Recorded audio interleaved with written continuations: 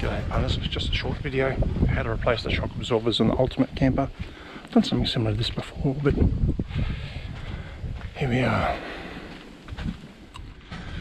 The kit from Barossa off-road 4-wheel drive comes with 2 shock absorbers. Each shock absorber has 4 bushes, 2 at top, 2 bottom. They do come out. They come with a little plastic bag with 2 sleeves, 2 larger washers, small holes, and 2 washers, same outside diameter but different inside diameter. I'm going to use these ones because they fit inside the bolt. The bolt won't fit through those little holes. I'm not going to use the sleeves. The bolts fit through there quite nicely. When it gets crushed up a bit, it'll be good. I'm just going to use that just to space it out. One side of the shock absorber, top and bottom, same side. I've already fitted one up, so we'll go have a look at that, eh? He also sent up some new stair clips for me and some brake shoes. Not going to do the brake shoes today, just going to do the shock absorbers. Why am I doing this? I was at Marble Bar and there was another Ultimate owner there and talking about the damage under the Ultimate. It was just the shock absorber. You can see it's leaked its oil and there's nothing there anymore. It just goes up and down.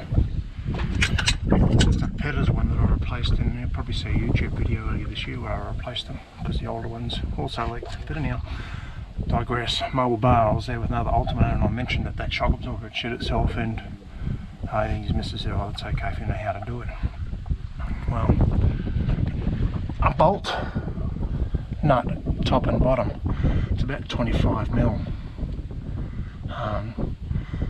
I don't have a 25mm ring open ender, so I've got a shifter and a 25mm socket under them. Just push the bolt through, pretty easy. Installing, just reverse. There's a shock absorber fitted, make sure you have the shroud to the top. These are gas over oil, so that's why they've got these little tyres on the side, just to keep them compressed. Handy to leave them in while you install at least the top one anyhow.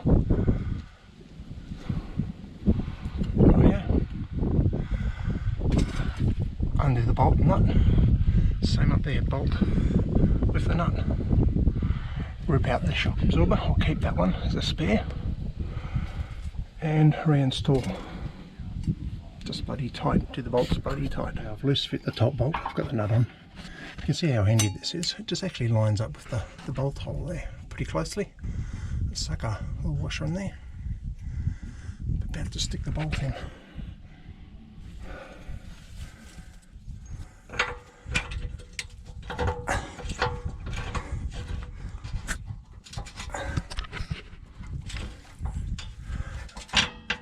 Okay, that's come through.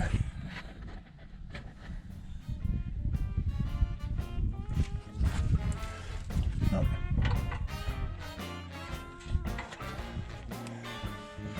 Got to get under the spanners now so you won't see this. Nice and tight now.